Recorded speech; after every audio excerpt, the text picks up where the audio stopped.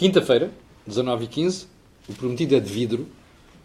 Isto é, o prometido é de vidro. Eu disse que nós íamos estar desde segunda-feira, que ando a dizer que o Think Tank esta semana é à quinta-feira. E é mesmo à quinta-feira. Não tínhamos era decidido o tema porque não tínhamos ainda feito uma conferência entre nós os três, mas o tema está escolhido. O Web Summit. O que é que o Web Summit tem a ver com o Think Tank? Olha, com um aspecto muitíssimo importante. É que nos últimos meses, em Portugal, tem-se debatido duas teses completamente diferentes. Uma da abertura ao exterior e a outra de centralismo dentro do país, ou seja, nacionalismo. E, portanto, a Web Summit é a prova de que Portugal se tem que virar para o exterior. Aliás, o reconhecimento que o país tem tido nos últimos anos, nesta matéria, o aparecimento de empresas que, desde o início, não são pensadas para o mercado português, mas para o mercado global, é a prova de que nós não funcionamos, ou melhor, não temos futuro sem esta preocupação de virar o país definitivamente para o exterior. Ora, é esse o tema que nós decidimos tratar hoje. Não tanto o evento em si, mas o que isto tem de potencial para projetar a imagem de Portugal no exterior e para percebermos que o financiamento que nós precisamos não existe cá e tem forçosamente de vir do exterior. Jorge Marrão, Joaquim Aguiar, as duas pessoas que semanalmente connosco fazem o programa e, portanto, eu vou deixar a palavra para Vossas Excelências. Joaquim. Joaquim está de cabelinho cortado e tudo, veja lá, no visual esta semana. Cabelinho cortado é periódico. Ora bom, a distinção entre o espaço interior e o espaço exterior tem um interesse muito especial porque foge à divisão clássica esquerda-direita. É verdade. E ao fugir, claro que vai reconstituir as questões de esquerda e as questões de direita, mas numa perspectiva que é diferente da habitual. Esquerda e direita são divisões dentro da luta de classes. E para haver luta de classes é preciso que nenhuma das classes possa fugir. Porque se uma pode fugir, escapa àquilo que é a pressão da outra. Ora, justamente a abertura das sociedades, a globalização das economias, a necessidade de considerar o exterior, faz perder significado e valor à questão da luta de classes. Porque a mobilidade dos fatores significa que quem se sente oprimido pode fugir para o outro lado. Quem se sente explorado pode ir para o outro lado. Quem se sente pressionado pode procurar Joaquim, liberdade a vários níveis, de pessoas e de capitais. Os capitais mais depressa porque é só uma tecla de computador. Transferem por comunicação eletrónica. As pessoas mais difícil porque têm que se movimentar, têm famílias, têm obrigações, etc. Mas não há dúvida que antes de haver esta questão interior e exterior, já havia os imigrantes sentados, ou seja, aqueles que, ficando no seu país, trabalhavam para empresas estrangeiras. Estavam cá, mas de facto já estavam integrados e referenciados numa outra perspectiva. Mas agora, Joaquim, não está surpreendido com o facto de, neste momento, Portugal estar nas bocas do mundo também por este tipo de razão? Bom, mas Portugal também está nas bocas do mundo por surpresa, porque já estivemos nas bocas do mundo em 74, 75, porque também estávamos a fazer uma revolução original com militares que eram de esquerda. Mas esta é diferente. Ora bom, mas isto era só visto de fora, porque quem estava cá e visto de dentro sabia perfeitamente o que é que estava a acontecer. Pois. Bom, estava animado. E o que estava a acontecer é que o salazarrismo que tinha chegado ao limite das suas possibilidades, pura e simplesmente foi substituído pelo fator que mais rapidamente demonstrava essa impossibilidade, que era o fator militar. Hoje estamos numa situação diferente. Porque o nosso problema hoje é a dívida. E a dívida pode ser disfarçada enquanto o exterior olhar para nós com bons olhos, mas torna-se um fardo insuportável se o exterior desconfia de nós. Jorge, agora passar para ti. O Web Summit é a confirmação de que nós temos que nos virar para o exterior. O Web Summit é uma consequência da dívida. Uma Então. coisa estranha de... Porque nós de temos dizer. muita dívida, precisamos financiar a economia de outra forma. Não. O Web Summit é uma consequência da dívida porque as políticas públicas que foram desenhadas e que levaram ao crescimento da dívida foram desenhadas para redistribuir dinheiro com dívida ao exterior. E, portanto, o país entreteve-se todo a fazer as indústrias, se quisermos, os serviços Dependentes disso. do consumo interno. Sim. Pronto. A partir do momento em que nós tivemos um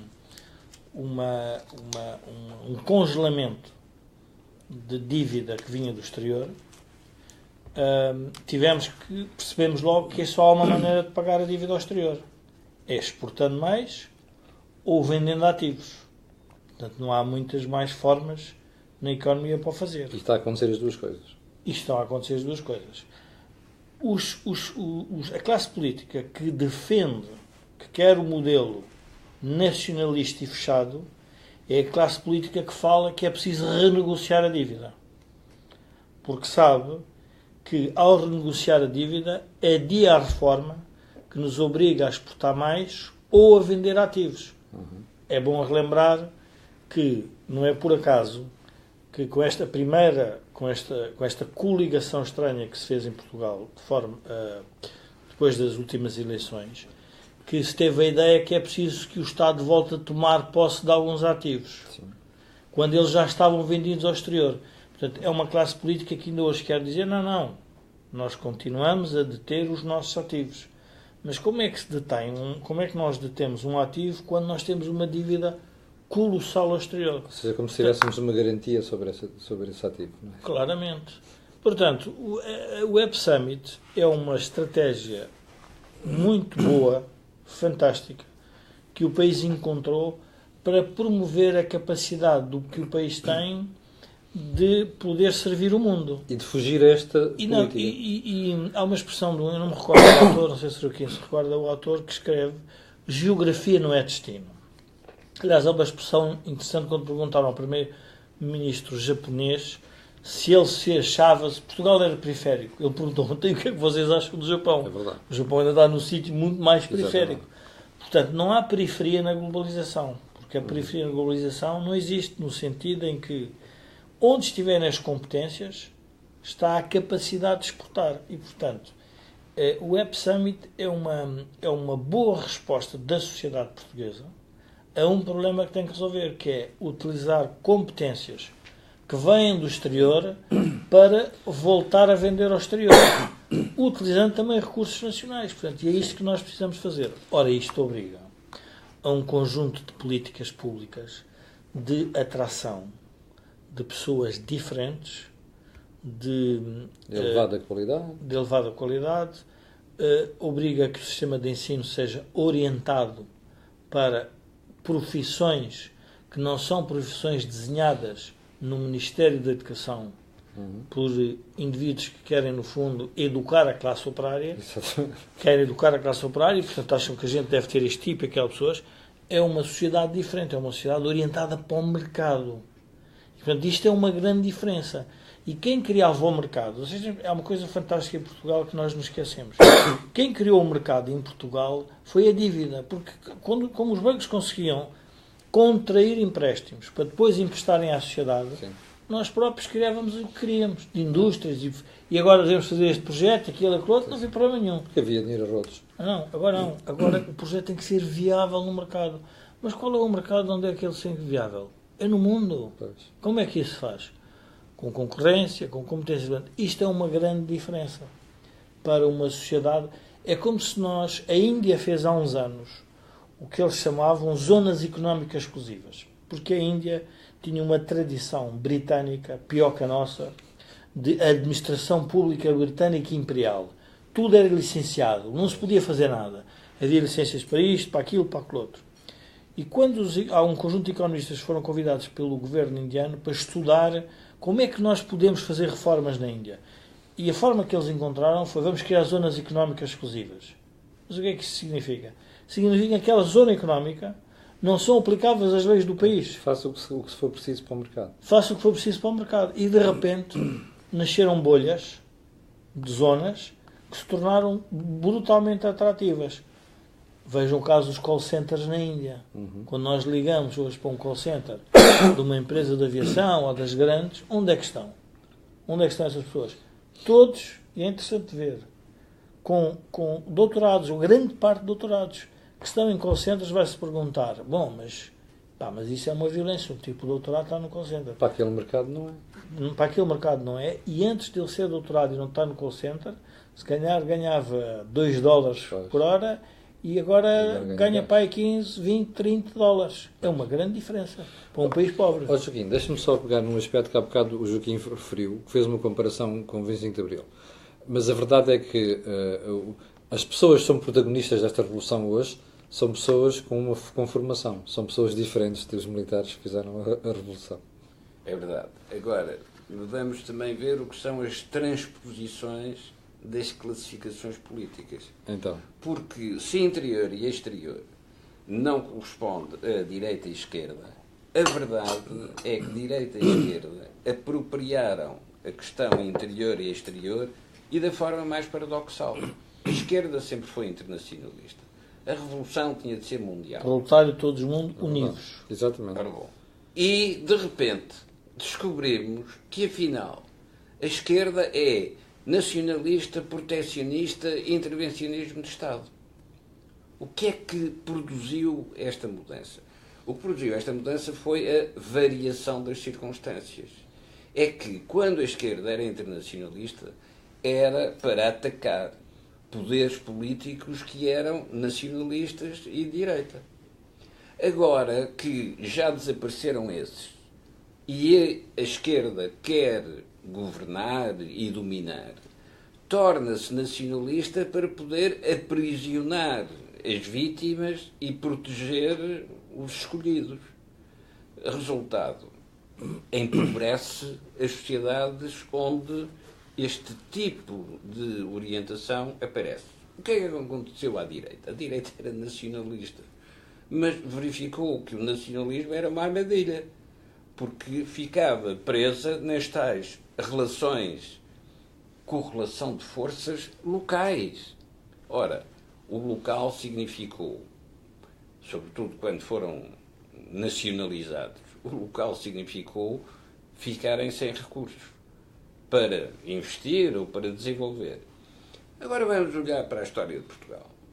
A história de Portugal foi internacionalista por necessidade. Porque, de facto, há 500 anos, havia a percepção clara que ficar agarrada à lei das sesmarias e a trabalhar as pedras era pobreza. Nunca mais E quando nos voltávamos para a Espanha tínhamos uma fronteira. Pois. Ora bom, e agora atenção, porque as voltas da história, por vezes, são perversas. Nós podemos estar a caminho, por causa desta história da Catalunha, nós podemos estar a caminho da Federação Ibérica, onde a Catalunha serve de contraponto a Portugal. Sim, mas hoje E para a eu Catalunha queria deixar, ficar, eu queria deixar a Portugal também Catalunha tem para outro de entrar. programa e voltar a Vamos lá centrar voltar ao o Web Web Summit. Deixe-me dar um exemplo. Eu esta semana estava a conversar com o diretor-geral de uma grande multinacional em Portugal e ele diz assim, olha, eu estou extraordinariamente surpreendido com Portugal. Como é que vocês saem de um buraco monumental em 2011 para neste momento estar nas bocas do mundo pelas melhores razões? Mas ele não estava a falar das políticas públicas, estava a falar da capacidade empreendedora que o país tem. E uma das coisas que ele me disse foi, eu sou espanhol, venho para Portugal e olho para isto e vejo uma qualidade impressionante no tecido humano. Ou seja, corresponde àquilo que o Jorge estava a dizer. Bem, mas é um diretor de uma multinacional a falar com um jornalista. Então, isso quer dizer Portanto, pode estar enviesado. Eu acho que a ideia que nós somos... Nós temos características, como portugueses, que nos trazem competências adicionais. Nós andamos pelo mundo. Os portugueses é um povo que andou pelo mundo e criou novos mundos. Portanto, nós naturalmente fazemos isso sem esforço nenhum. Aliás, toda a história de Portugal é uma história pensada no exterior. E isso é muito relevante. Portanto, é natural que uma pessoa de uma multinacional que tem que andar pelo mundo, perceba a diferença entre um português, um espanhol, um francês ou um alemão. Percebe logo. Porque nós não temos esse conceito, o nosso conceito do mundo. Aliás, é uma coisa fantástica. Nós não a sociedade portuguesa, não há na sociedade portuguesa guetos. Pois não. Porquê? Porque nós integramos, nós fazemos uma osmose das pessoas. Mas quando vamos para fora somos iguais. Misturamos-nos com o que lá está. E, portanto, nós fazemos temos uma complexidade cultural de contexto que tem uma vantagem comparativa enorme. E, portanto, cada vez que Portugal se orienta para o mundo, tem sempre sucesso. Sempre. E é o que achas que está a acontecer agora? Claro que está a acontecer. Tu tens exemplos muito bons. Não é? Vejo aquelas conhecidas, Farfetch, Feedzai, Codacy, Talkdesk, uma série de empresas novas que conseguiram rondas de financiamento de dezenas de milhões de euros. Mas o português, que o velho do Restelo, mas temos que perceber que há outro Portugal. Porque esse é o Portugal moderno, o Portugal preparado, o Portugal da universidade. Sim. Mas há o velho do Restelo que fica sentado à espera que esses caiam. Sim. Eu bem avisei. Eu disse que isso era um problema. Mas esse é que é o problema da sociedade dual que nós temos. Nós temos uma classe política que quer defender um status, que é o status que, vamos lá ver, que é fruto da geração de Abril. Portanto, do modelo redistributivo que o Joaquim muito fala. E que se julgam donos da sociedade. E temos um outro país completamente diferente, que é o país que está empregado nas multinacionais, que é o país que se emprega para o mundo. E destas faculdades novas abertas ao exterior. E das faculdades abertas. Ora, a resolução deste sistema, a resolução deste problema de natureza social no sistema político é uma tensão enorme. Porquê? Porque todos nós estamos a perceber que é por ali que vai a solução, mas os problemas que há para resolver é a desertificação do interior, é o abandono do interior, é a falta de preparação para os novos desafios de emprego da globalização, é a perda de empregos por causa da globalização, é a capacidade das pessoas se reformarem. Portanto, tudo isto cria um contexto de decisão muito complexo para a classe política. E a classe política, como diz o Joaquim, e aliás o telespectador diz que nós aqui nunca entramos em contraditório. E a pergunta que eu faço a mim mesmo é: mas porquê é que temos que entrar em contraditório? Aliás, há uma tese que dizem que 3 pessoas inteligentes, portanto, perdoa-se aqui a falta de modéstia, em geral, discutindo de forma aberta, chegam à mesma conclusão. Se calhar é o que a gente está a fazer, mas o Joaquim tem razão numa coisa, que é esta dicotomia esquerda-direita é uma dicotomia que hoje não faz sentido. Começa a não fazer sentido. Até porque há direita socialista também. Até porque há uma direita socialista. Já vou voltar aqui a este tema. Nós chegamos ao final da primeira parte. Vou convidá-lo a colocar as suas dúvidas, as suas questões, as suas opiniões, o que quiser. Nós vamos voltar dentro de 30 segundos. Fique por aí. Até já.